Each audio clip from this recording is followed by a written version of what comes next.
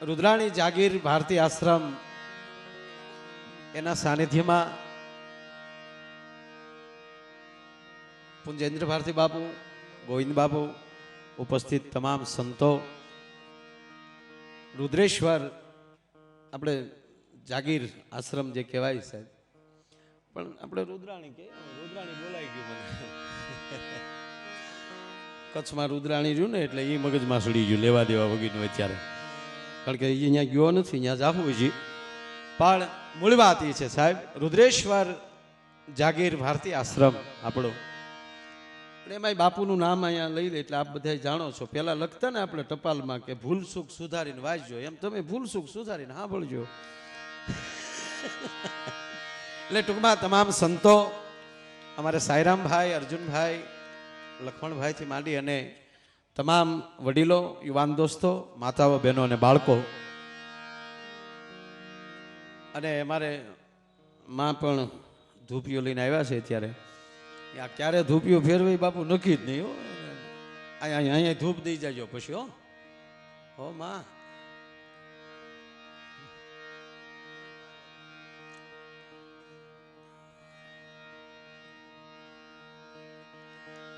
રોજ 12 વાગે એટલે એ પણ આરતી અહીંયા થાય છે.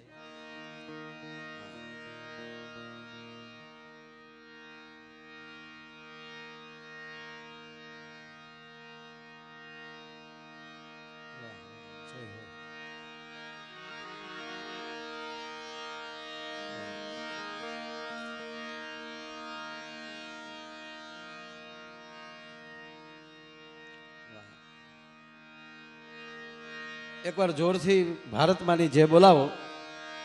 ભારત માતા કી, ભારત માતા કી, ભારત માતા કી. ધન્યવાદ.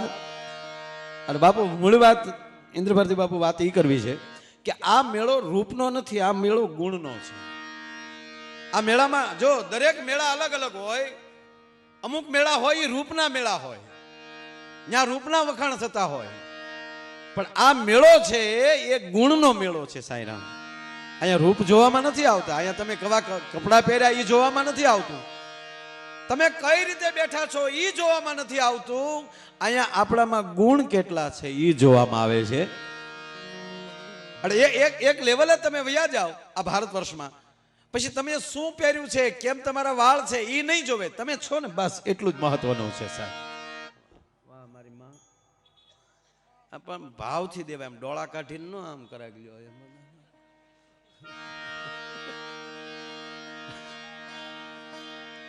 આને કે પછી મારા વારામાં ખોટી જે નહીં બોલાવે, મારો વારો તૂટે આમાં. એ મનમાં કે દીકરા ધૂપિયો હાથમાં છે એટલે હું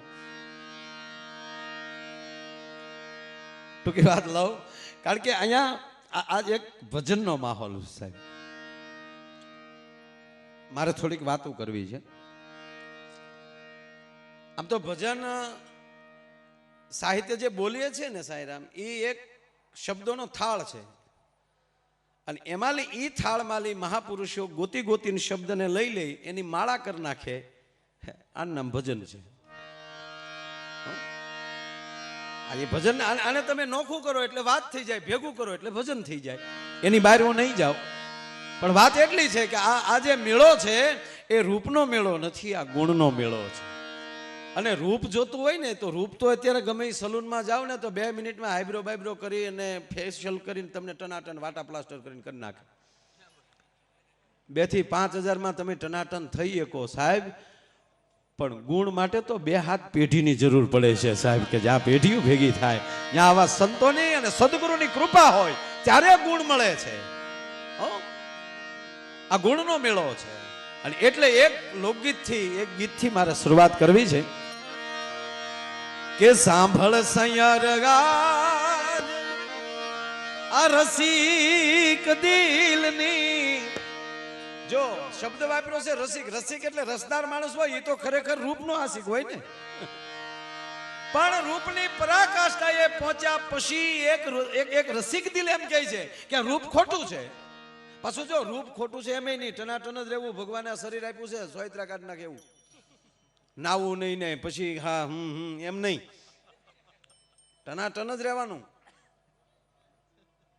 હા, દરેક પ્રકારના પાવડર મળે, સોપડો, પણ ઈ સોપડવામાં તમારા ગુણ ન ભૂહાઈ જાય ઈ ધ્યાન રાખવું પડે સાહેબ. હે પણ અહીંયા શબ્દ આપ્યો છે કે સાંભળ સૈયર. સૈયર કહેતા હે બુદ્ધિ, હે સુરતા, તું સાંભળ, હું રૂપની પરાકાષ્ઠાએ પહોંચ્યા પછી એમ કહું છું કે સાંભળ સૈયર યાદ એ આ રસિક દિલની એ વાત જો સાંભળ સૈયર યાદ.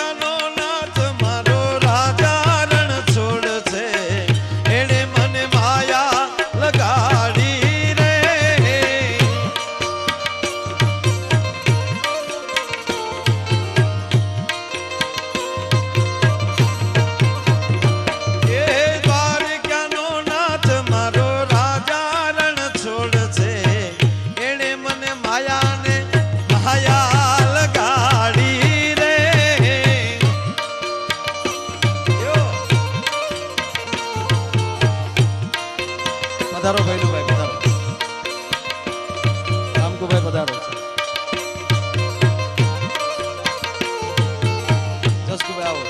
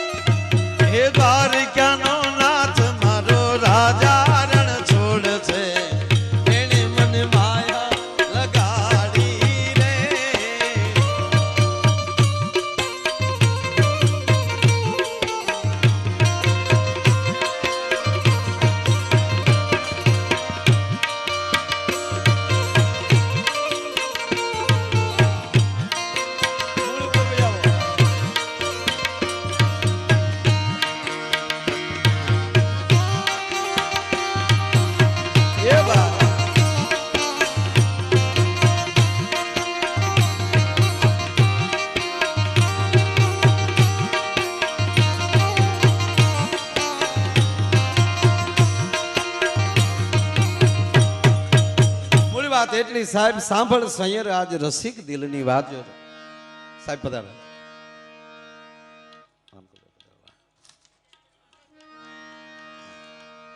ભૈલુભાઈ પધારો. આમ થોડાક હરજો એટલે મહેમાનોને જગ્યા થાય. બસ હા હા માં હા.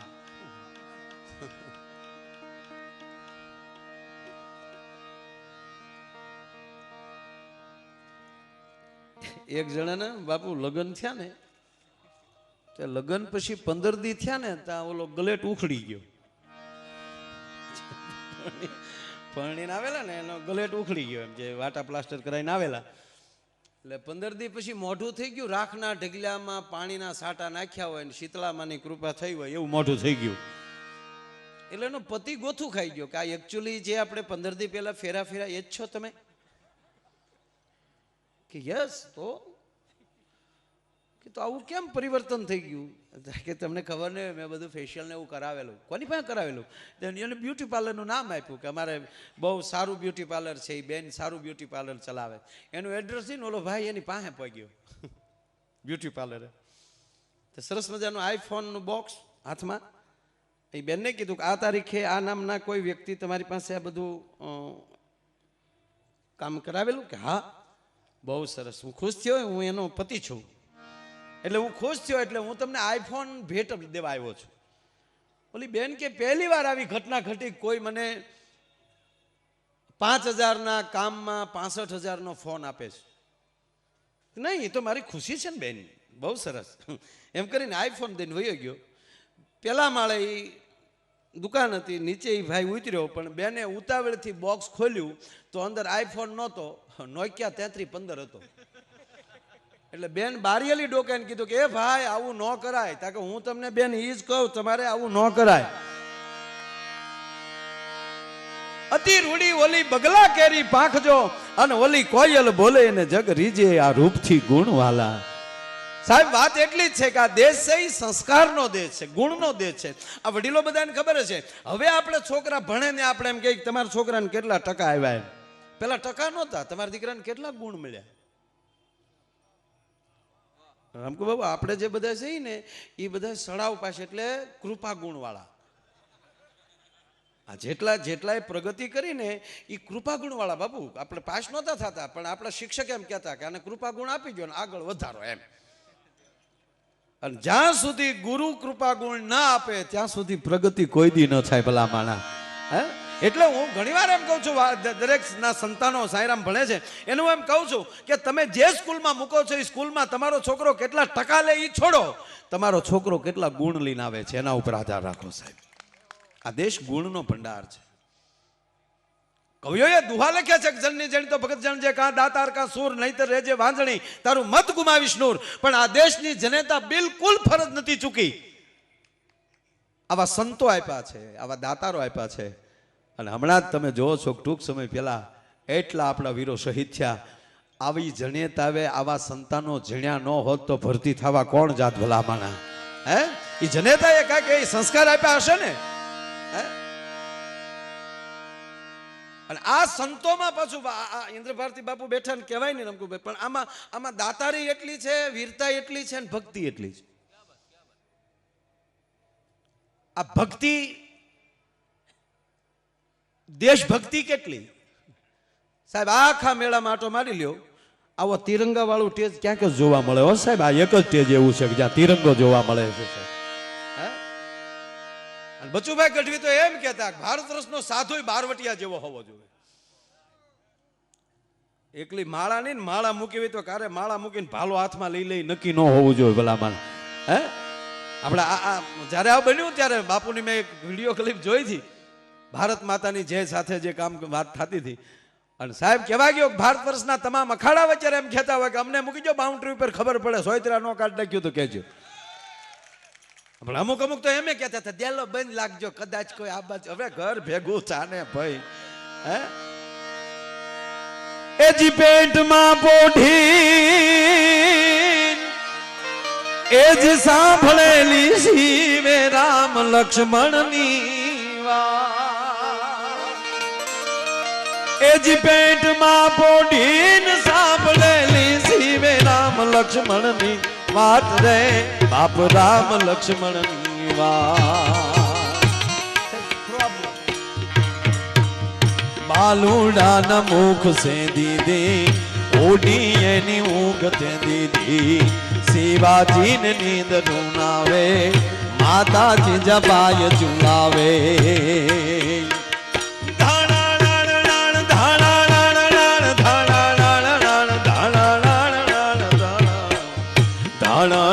ડુંગરા ડોલે શિવાજીને નીંદ રૂનાવે શિવાજીને નીંદ રૂનાવે મેઘાણીની છે કે આપમાં ઉગેલ ચાંદલો જીંજાબાઈ ને આવ્યા બાળ અને બાલુડાની માત હિચોળે અને ધણણ ડુંગરા ડોલે. આપ તો ખૂબ સાહિત્યના પ્રેમી છો. મેઘાણીએ બાપુ જેટલું લખ્યું છે ને એમાં જ્યાં ન સમજાણું હોય અથવા તો એનો જે અર્થ હોય ત્યાં એને ફૂદડી મૂકી હોય, સ્ટાર મૂક્યો હોય અને એની નીચે એનો જવાબ આપ્યો હોય કે આના માટે મેં લખ્યું છે. પણ આભમાં ઉગેલ ચાંદલો જીંજાબાઈ ને આવ્યા બાળ બાલુડાની માત હિંચોળે અને ધણણ ડુંગરા ડોલે એની ફૂદડી કરતા ભૂલી ગયા છે. પણ મને સપનામાં આવીને કીધું ભાઈ થોડીક સોખવટ કરતો આવશે. જેદી આવી તેદી હા ડુંગરા ધ્રુજ્યા નથી બાપુ. અને શિવાજીનો જન્મ થાય અને ડુંગરામાં ધણેણાટી છૂટે, ધણણાટી બોલે અને પાછા ડોલે.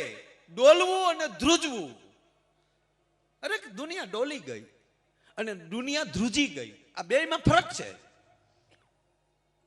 જ્યાં ભય હોય ત્યાં થોડીક ધ્રુજારી હોય. અને જો કે ભક્તિ તે કાં ભયથી થાય અને કાં ભાવથી થાય. કાં માણસમાં ભય આવી જાય તોય ભક્તિ બાપુ બસ જો બાપુ બરાબર. પણ એક બાપુ આજ મને બહુ આનંદ આવ્યો. આ બે વસ્તુમાં ફરક છે થોડો.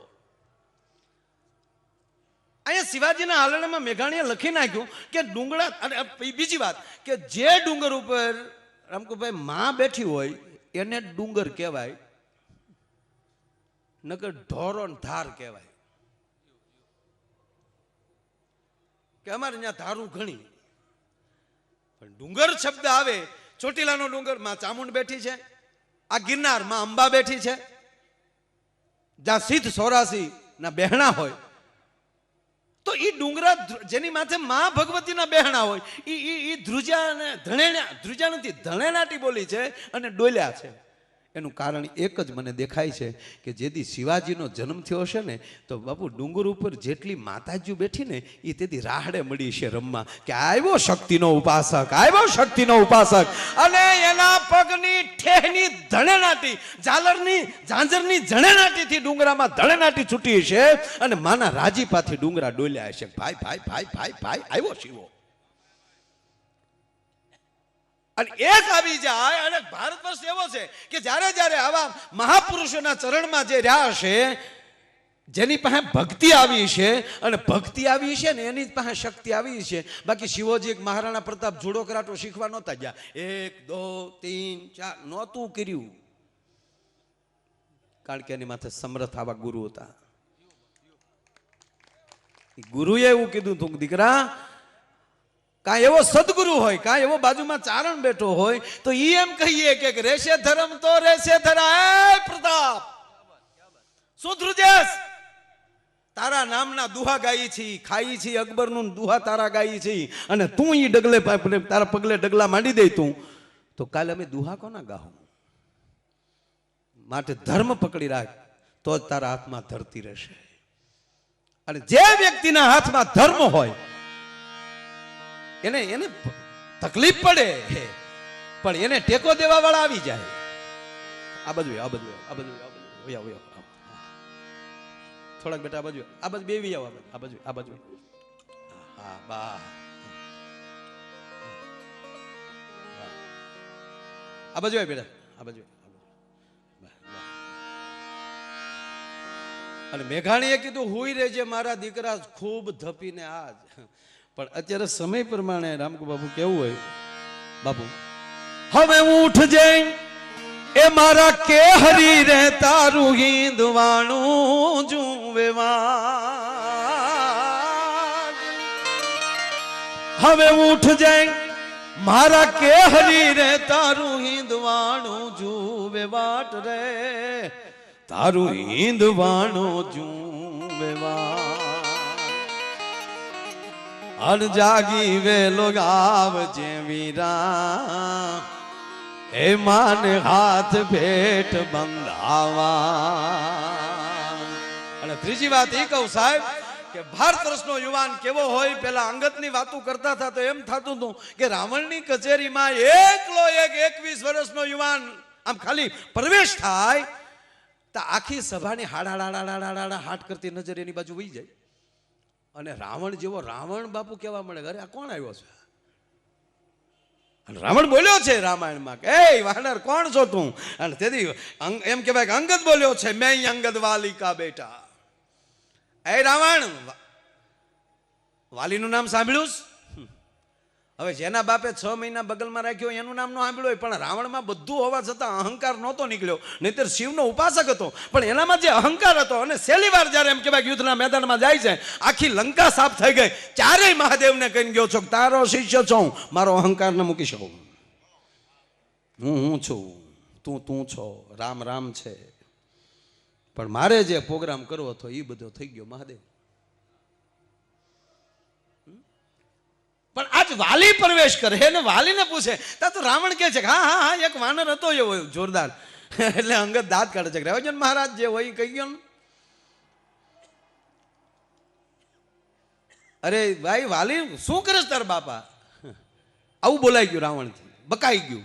ત્યારે એક એના માણસે અંગત માણસે જેને કાનમાં કીધું, હવે ક્યાં કાનમાં કીધું એ મને ન કહેતા, એને કાને વી હતા. જેમ જાજા કાન હોય એ સારું, પણ જાજા મુખ હોય એ ન સારું, જાજી આંખ હોય એ ન સારું. દ્રષ્ટિ તો એક જ હોવી જોઈએ. દ્રષ્ટિમાં ભેદ થાય તોય ગોટો વળી જાય. કાન સારા, મહારાજ અમરીશને ભગવાન પ્રસન્ન ધ્યાન કીધું માગ તાક મને 1000 કાન દે જેથી કરીને તારા ગુણગાન સાંભળ્યા કરું, કારણ કે પહેલી ભક્તિ શ્રવણ છે. રાવણને કાનમાં કીધું મહારાજ માફ કરજો, તમે જેની વાત કરો છો એને મારીને તો રામ અહીંયા આવ્યા છે. હવે ખરેખર રાવણને પાછું ફરવાનો મોટામાં મોટો બાપુ પોઈન્ટ હતો કે જેણે મને 6 મહિના બગલમાં રાખ્યો હોય એને જો રામ મારી શકતા હોય તો ખરેખર મારે આને સામે યુદ્ધ ન કરાય અને આની સામે જીદ ન કરાય. પણ રાવણી વૃત્તિ હતી ને એટલે એનો વિચાર શું આવ્યો કે જેનાથી ડરતો હતો એનો તો રામે મારી નાખ્યો, હવે મારે બીવાનું કોની થયું? પણ એને એ ન વિચાર કર્યો કે જેને માર્યો એ જ મારી સામો આવે છે. બસ મગજમાં એટલું લઈ લીધું કે જે વાલીથી હું ડરતો હતો એને તો એને મારી નાખ્યો છે. અને અતિ ક્રોધમાં રાવણ આવીને બેફામ બોલે છે અંગદ સામે કે હે અંગદ, જેને તારા બાપને મારી નાખ્યો એની ભેગો ફળી ગયો તું? તે તારી જનેતાની કૂખ લજવી છે. ખૂબ બોલ્યો છે. માટે કહું છું અંગદ તું મારી ભેગો આવી જા અને આપણે બે એક થઈને તારા બાપનું વેર વાળીએ. ત્યારે અંગદ બોલ્યો છે મહારાજ મારા બાપુજી મહાન હતા, પણ લખણ તમારા જેવા હતા એટલે પ્રભુએ માર્યા છે. માટે હું તમને વિનંતી કરવા આવ્યો છું કે મરતા મરતા મારો બાપ જો રામના હાથમાં બાવડું હોપતો હોય એટલે ભગવાન રામે મને મોકલ્યો છે કે તારા બાપુજીનો મિત્ર હતા, તમારા ઘણા સમયથી તમારા ખોરડા રે સંબંધ છે. નહીં તો પીઠ જાંબુવાનને ઘણા હતા, સમાધાનમાં તો પીઠને મોકલવા જોઈએ ને. પણ ક્યારેક રામકુ બાપુ મને એવું લાગે કે રામે અખતરોય કર્યો છે કે તારા ભાઈ ને મેં મારા પક્ષમાં લઈ લીધો છે વિભીક્ષણને, પણ મેં જેના બાપને માર્યો એ છોકરાને તારી પાસે મોકલું છું. તારામાં સત્ય હોય તો જ તારા પક્ષમાં આવી શકે, તારામાં તેવડ હોય લઈ લે તારા પક્ષમાં. આવી ચેલેન્જ કરી હોય. અને રાવણે આવી બધી યુક્તિ કરી, અતિશય કીધું. ત્યારે કીધું કે હે વાનર સાંભળ, તમે જે વાનરની ફોજ લઈને આવ્યા છો એ તો મારા લંકાના વાસીઓનો ખોરાક છો. જાંબુવાન મહાન છે પણ એને બુઢાપો આવ્યો છે, લડી શકે એવી પરિસ્થિતિમાં છે નહીં. રામના બાણની તાકાતની મને ખબર છે, પણ એની શક્તિનું હરણ મેં કર્યું છે, એટલે લડી શકે એવી પરિસ્થિતિમાં એ પણ નથી. લખન મહારાજ જે છે તે પણ ભાઈનું રુદન સાંભળીને એ માનસિક ભાંગી છૂટેલા છે, એ ક્યાંય લડી શકે એવા છે નહીં. હવે બાકી રહ્યું તમે વજ્યા વાહે વાંદરા, એ તો નદીના કાંઠાના ઝાડવા જેવા છો. જેમ નદીમાં ઘોડાપુર આવે હાટ કરતા એમ કે કાંઠાના ઝાડવા ડફો ડફ થતા એમ કે હાડાડાડા કરતા સાગર ભેગા થઈ જાય, એમ રાવણ રૂપી નદીમાં જેથી ક્રોધ રૂપી પૂર આવશે ત્યારે તમે બધા તણાઈ જવાના છો. એટલું કહીને રાવણ અટકી જાય ને તોય ઘણું સારું, પણ રાવણ થોડુંક આગળ એટલું બોલ્યા કે અંગદ મને એક વાંદરામાં થોડીક તાકાત દેખાણી. કેનું કહો છો મહારાજ? થોડાક દિવસ પહેલા આવીને જે મારી ગામ આખું લંકા હળગાવી ગયો એમાં મને થોડુંક જોમ દેખાણું. મરક મરક મરક વાંગદ હસે છે. સાબાશ રાવણ, તારા 10 મુખ છે, એમાંથી 4 મુખ એવા ગુણવાન છે, 4 મુખમાંથી વેદોની વાણી નીકળતી હોય છે. અને અત્યારે તું જે હનુમાનજીના વખાણ કર્યા એ ઓલા 4 વેદ બોલે છે ને એ માયલું મુખ બોલ્યું છે, એટલે જે મુખમાંથી વેદ નીકળ્યા હોય એ જ મુખમાંથી વખાણ નીકળે, એ બધાયની આગળ વધ્યો જાય. એટલે અમે હવે ભરોસો છે કે રાવણ અમારા હનુમાન છે એ બધાની આગળ થઈ ગયા. પણ વાત રહી મહારાજ તાકાત નહીં, બળ નહીં, તો સાંભળી લે મહારાજ, તારી ભૂલ એ થાય છે કે એ મારા કાકાની ડેલીએ બેહવા વાળો છે. એની કરતા અનંત ગણી તાકાત મારા કાકા સુગ્રીવમાં, એની કરતા અનંત ગણી તાકાત મારા બાપ વાલીમાં હતી, અને એની કરતા અનંત ગણી તાકાત એના દીકરા અંગદમાં છે. હવે રાવણ સાંભળ, તારી હારે બાંધવું હું. અને એક ભારત વર્ષનો યુવાન, રામની ફોજનો એક નાનો સૈનિક આજ તારી ભરી કચેરીમાં પગ મૂકે છે, અને તારી કચેરીમાં પગ મૂકું ને કોઈ તારી સભામાંથી તલભાર જો મારો પગ ઊંચો કરી શકે તો સોગંધ રામના માં જાનકીને મૂકીને અમે હાલતા થઈ જાઓ. એટલું કહીને અંગતે ધરતી ઉપર આમ હાથ પસાડ્યો ને તો રાવણ ગાદીએલી હેઠો પડી ગયો અને 10 મુંગટ સભામાં પડી ગયા. અને એમાં એક બાજુથી રાવણે દોટ મૂકીને એક બાજુથી અંગતે દોટ મૂકી. રાવણના હાથમાં 3 આવ્યા અને અંગતના હાથમાં 2 4 આવ્યા. એ પાસા હાથે રાવણ એમ કહેવાય કે મુંગટના ઘા કર્યા. તો જે જગ્યાએ રામની સભા બેઠી હતી સાહેબ, એ 4 મુંગટ સસડાટી કરતા ત્યાં જતા હતા. વાંદરા જોઈ ગયા, ઊભા થઈ ગયા. એટલે રામે કીધું બેસી જાઓ, એ કાંઈ નથી આવતું, એ મારા અંગતનું પરાક્રમની નિશાની હાલી આવે છે ભલા માણસ. તોય રાવણે 6 મુંગટ બાપુ પહેર્યા. બોલો, એક મુંગટ પાછું ખાલી, એક મુંગટ એક પાછું ખાલી. સત્તાના ભૂખ્યા હોય ને એ ગમે એમ કરીને સીટું લેવા દોડતા હોય, ભલે ભૂંડા લાગી એમ. હા, પણ બાપુ વાત એટલી છે કે એક પણ માણસથી એમ કહેવાય પગ તલભાર ઊંચો નહોતો થયો. બારો આવ્યો રાવણની સભામાંથી અંગદ, અને પત્રકારોએ પ્રશ્ન કર્યો. એ વખતના જે કોઈ હોય તે અંગદને પૂછવામાં આવ્યું છે કે હે અંગદ, તારો પગ કોઈ આખી સભામાં ઊંચો ન કરીએ કેવું, તો તું રાવણને મારી ન શકે? અને ત્યારે અંગદ બોલ્યો, ભારત વર્ષનો યુવાન બોલ્યો છે સાહેબ કે એક પાટું ભેગો રાવણને મારી નાખો. હું 6 મહિનાનો હતો તેથી આ રાવણને ઘૂઘરો કરીને મારા બાપે ઘોડીએ બાંધ્યો હતો. અને તેથી 6 મહિનાનો હતો ને તેથી હું તો થપાટું મારતો હતો. અને આજે 21 વર્ષનો થઈ ગયો છું, એક પાટું ભેગો મારી નાખું. તાક તો તે માર્યો કેમ નહીં? કે માર્યો એ માટે નહીં કે જેને મારવા માટે મારા બાપે ઠેઠ અયોધ્યામાં ધક્કો ખાધો ને, એ મારા રામના માધ્યમ વધારવા માટે મેં એના ભાગરૂપી રહેવા દીધો છે. એટલે બાપુ અભિનંદનને મેં જ્યારે જોયો કેમેરામાં પાકિસ્તાનની ભૂમિમાં, અને એવી જ રીતે બાંધેલા આંખે પાટા હતા, અને ઓલા લોકો પ્રશ્ન પૂછતા હતા પણ એક પણ કડકસલી પીડ્યા વગર ફાટ ફાટ ફાટ જવાબ આપતો હતો. ત્યારે મને એમ લાગ્યું હતું કે અંગદ જો રાવણની સભામાં અડગ હોય તો ભારત વર્ષના યુવાનોમાં હજી અંગદ દેખાય છે ભલા માણા, જો અંદરનો ભરોસો. અને એ વાત કદાચ એને પાડોશી દેશે સાંભળી છે કે જે એકને પકડો તોય આનું પૂછડું હળગાવાય નહીં, નહીં તો આખું ગામ બાળીને જાહે. અને અંગત જેવો હોય તો એને છૂટો કરી દેવાય, નકર પગ પસારશે તો આખા દેશને આબરૂ જાહે. બીજે જ દી નિર્ણય કરી લીધો કે નહીં અમારે હોપી જ દેવાનું છે, આનું કઈ કરવાનું છે જ નહીં. મારો કહેવાનો સૂર છે કે કે હજી આવી જનેતાઓ બેઠી છે ને, અને જ્યાં સુધી આવા ભારત વર્ષના સંતો બેઠા છે ત્યાં સુધી પરદેશના બાપની તાકાત નથી કે હિન્દુસ્તાનનો વાળ વાકો થઈ શકે ભલા માણસ. હે એટલે આ દેશ છે એ વાત એટલી જ કરતો હતો બાપુ, આ ગુણનો દેશ છે એકલા. અને આ રૂપ ને ગુણ બે ભેગું થઈ જાય તો એના પલ્લા ન પકડે કોઈ. હું એમ નથી કહેતો કે રૂપાળું ના રહેવાનું જ, પણ ગુણની સાથે. આ ગુજરાત જ બાપુ એવું છે કે રૂપ ને ગુણ બે મળ્યા. રૂપ દેવાનું ભગવાને સાંઈરામ કાશ્મીર